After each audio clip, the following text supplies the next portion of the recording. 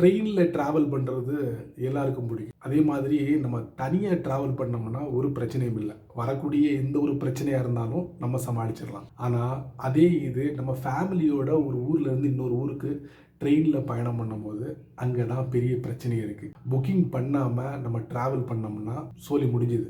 எல்லா பிரச்சனைகளையும் நம்ம சந்திக்க வேண்டியும். ஸோ இதுக்காகவே நிறைய பேர் என்ன பண்ணுறாங்கன்னா, நம்ம என்ன தேதியில் பயணம் பண்ணுறோமோ அதுக்கு முன்னாடியே அட்வான்ஸாக நம்ம அந்த டிக்கெட்டை புக் பண்ணிட்டோம்னா அந்த தேதியில் எந்தவித பிரச்சனையும் இல்லாமல் நம்ம பயணம் பண்ணலாம். ஆனால் இந்தியன் ரயில்வே நமக்கு ஒரு வாய்ப்பு கொடுக்குறாங்க. எப்படின்னா, நீங்கள் என்ன தேதியில் பயணம் பண்ணுறீங்களோ அதுலேருந்து ஒரு 120 நாளைக்கு முன்னாடி நீங்கள் டிக்கெட்டை புக் பண்ணிக்கலாம் அப்படிங்கிற ஒரு ரூல் இருந்துச்சு. அதை எப்போ மாற்றுறாங்கன்னா, நவம்பர் மாதம் 2024 கரெக்டாக இந்தியன் ரயில்வே அந்த ரூலை மாற்றுறாங்க. 120 அப்படியே பகுதியாக குறைக்கிறாங்க. அதாவது 60 நாளைக்கு முன்னாடி நீங்கள் டிக்கெட்டை புக் பண்ணிக்கலாம் அப்படிங்கிற ஒரு ரூல் இப்போ தற்சமயம் அமுல்ல இருக்கு. இப்போ நான் இந்த வீடியோவில் இதை பற்றி நான் உங்களுக்கு தெரியப்படுத்த போகிறதில்ல. ரீசெண்டாக இந்தியன் ரயில்வே தட்காலுக்கு ஒரு சேஞ்சஸை கொண்டு வந்திருக்காங்க.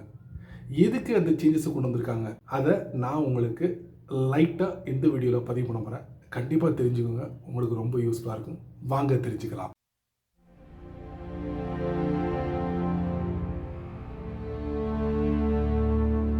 நீங்கள் அதிகமாக ட்ரெயினில் தான் பயணம் பண்ணுறீங்கன்னா தட்காலில் டிக்கெட்லாம் புக் பண்ணியிருப்பீங்க. அந்த எக்ஸ்பீரியன்ஸ் உங்களுக்கு இருந்திருக்கும். இப்போ அந்த தட்காலுக்கு புது ரூல்ஸை இந்தியன் ரயில்வே அறிமுகப்படுத்தியிருக்காங்க. அது எப்போ அமலுக்கு வருதுன்னா 1 ஜூலை 2025 முதல் அமலுக்கு வருது. அதில் அவங்க என்ன சொல்லியிருக்காங்க அப்படிங்கிற விஷயங்களை தான் நான் இந்த வீடியோவில் லைட்டாக பதிவு பண்ண போகிறேன். அவங்க என்ன சொல்கிறாங்கன்னா, இந்த தட்கால் டிக்கெட்டை தவறாக பயன்படுத்துகிறாங்க.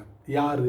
நம்பர் 1 ஏஜென்ட்ஸ், ட்ராவல் ஏஜென்ட்ஸ் இருக்காங்கல்ல, அவங்க தவறாக பயன்படுத்துகிறாங்க. அதுக்கப்புறம் பார்த்தீங்கன்னா, ஆட்டோமேட்டிக்கலி டிக்கெட்டை புக் பண்ணுற மாதிரி பாட்டுகள்லாம் நிறைய ரெடி பண்ணி இந்த மாதிரி வேலைகள்லாம் பார்க்குறாங்க. அடுத்ததாக ஒரே டயத்தில் எல்லாரும் தட்கால் டிக்கெட்டுக்கு புக் பண்ணும் போது சர்வர் டவுன் ஆகுது. அதையும் ஹைலைட் பண்ணுறாங்க. அதே மாதிரி இந்த மாதிரி ஒரு 3 முக்கியமான விஷயங்கள் ஒரு ஹைலைட்டான விஷயமா நம்மளாலே பார்க்க முடியுது. ஸோ அதுக்காக இந்தியன் ரயில்வே என்ன சொல்கிறாங்கன்னா, ஒரு தனிப்பட்ட நபர் ஐஆர்சிடிசி சைட்டுக்குள்ளே போய் அவரால் தட்கால் டிக்கெட்டை புக் பண்ண முடியலை. அதனால அவங்களுக்கு ஃபஸ்ட்டு ப்ரையாரிட்டி கொடுக்கணும். அப்படிங்கிறதுக்காக யாரெல்லாம் ஐஆர்சிடிசி அக்கௌண்ட் கிரியேட் பண்ணி வச்சிருக்காங்களோ அவங்க இமீடியட்லி ஆதார் கார்டை இணைக்கணும் அப்படின்னு சொல்லி ஒரு ஆர்டர் போட்டிருக்காங்க.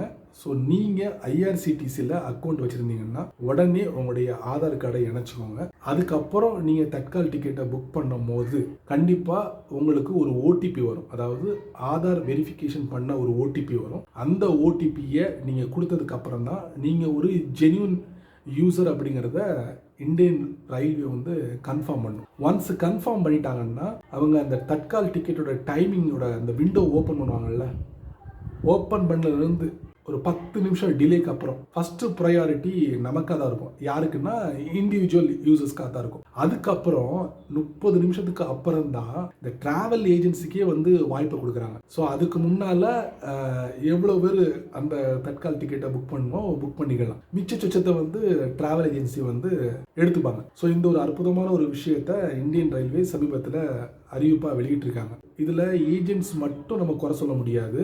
நிறைய பாட்டுகளை பயன்படுத்துகிறாங்க. ஆட்டோமேட்டிக்கலி டிக்கெட்டை புக் பண்ணுற மாதிரி அந்த பாட்டுகளெல்லாம் பயன்படுத்துகிறாங்க.